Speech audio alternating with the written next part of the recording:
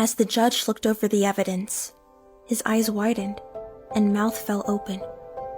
He quickly collected himself before clearing his throat and turning to me. With a sorry look, he raised his hammer and made a decision. Raven. I was 16 when I met him. He was my first real boyfriend and was everything I could have wished for. Kind, sweet, attentive, you name it. He always knew what to say, and that should have been a red flag. It was a typical love affair and was never meant to last. I was in college when I found out he'd been cheating on me with a close friend, who we'll call Brittany. We broke up shortly after, and even though I never really got closure, I thought that was that.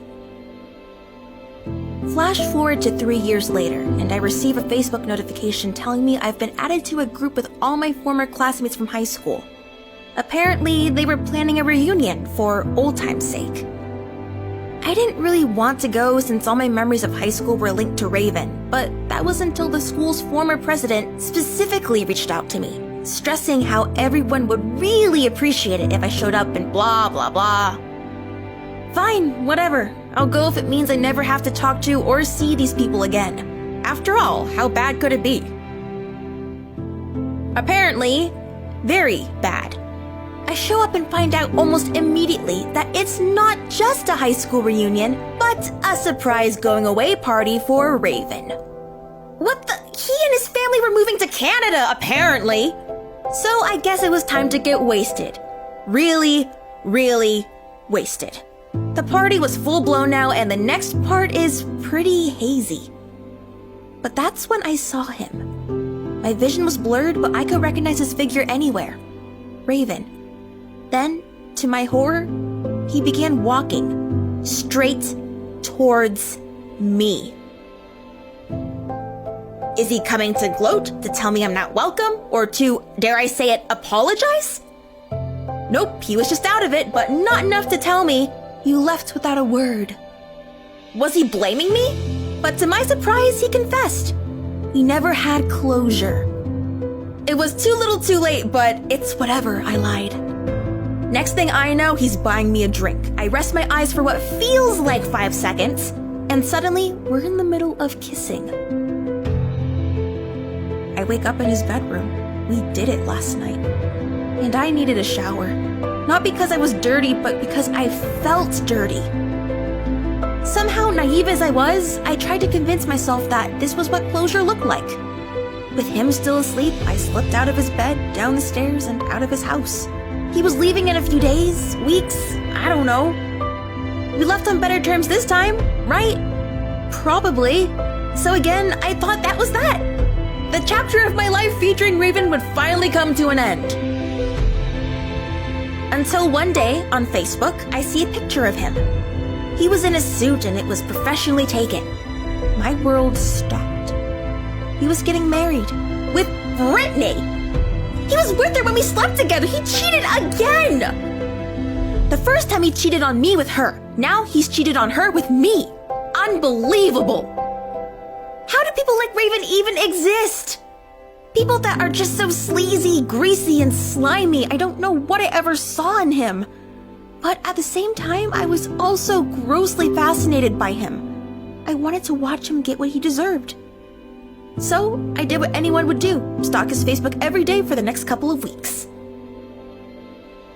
And all this time, I'm getting more and more emotional. But it wasn't like I cared that much whether he got married or not. Or if he even got the karma he deserved. I was also getting tired and sleepy all the time, but it's not like I was losing sleep over the guy. I also was hungry. A lot. Suffice to say, my hormones were all over the place, but I refused to believe that Raven was in any way responsible.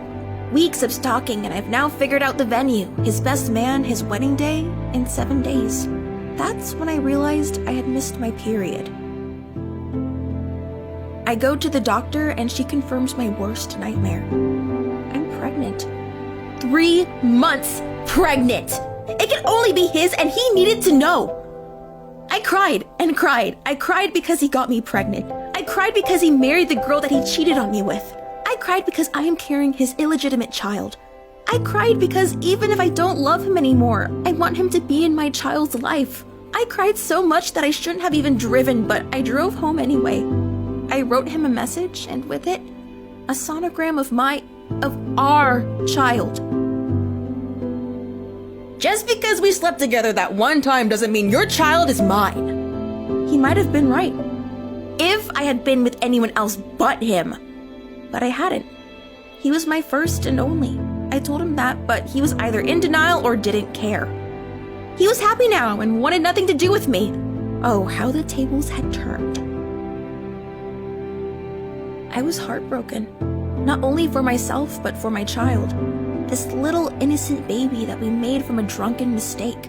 This little baby with a father who already wanted nothing to do with them. I made up my mind and basically told him to leave me alone. I blocked him, his family, and even our mutual friends. I decided I would be the bigger person in this scenario. I would love and raise my child unconditionally. And wouldn't you know it, things started to go smoothly after that. I went to the doctors every few weeks to make sure my baby and I were healthy. It was during one of those visits that I learned I wasn't carrying just one baby, but two. I was carrying fraternal twins. I opened my mouth, but words wouldn't come out. Tears streamed down my cheeks. Despite the circumstances, it might have been the happiest moment of my life. All the while, I couldn't help but think about their dad. Children deserve a father, and Raven deserved to know. So when I got home, I sent him one last email. Another sonogram of our children. Maybe he'd change his mind. Maybe he'd realize, nope!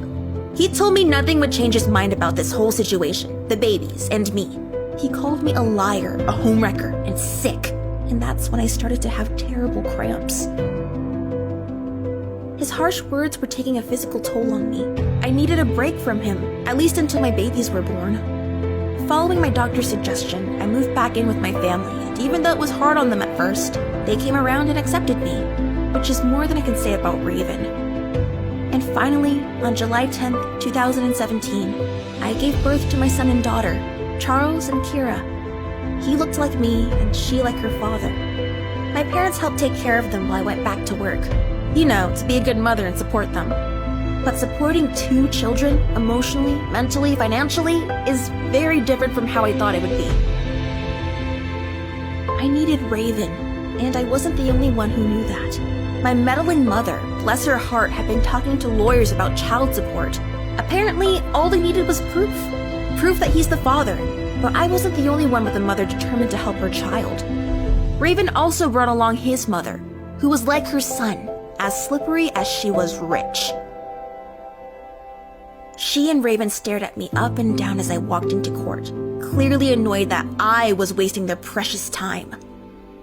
They were confident that I was just after Raven's trust fund. So confident, in fact, that his mother even ordered a DNA test herself to prove that he wasn't the father. But before the hearing, she struts up to me with her head held high, ready to give me a piece of her mind. What she didn't know, however, was I had a trick up my sleeve. Before she could even open her mouth, I pulled out a picture of the children and held it in front of her. Whatever she was prepared to say to my face now just fell to the floor as mutters before she fell silent, staring at the picture. What the DNA test showed didn't matter to her anymore. It was clearly her son's children, her grandchildren. She literally retreated back to her son quietly, with none of the confidence she had shown just moments ago. She whispered to Raven occasionally, but he just brushed her off. With that one picture, she switched sides. She might have been mean, but never to her own family. Then the court order began. We showed the judge the DNA test, obviously a 100% match. We showed him evidence that Raven never paid a cent of child support. We showed him screenshots of him telling me to get rid of the babies by any means necessary. The judge was visibly shocked.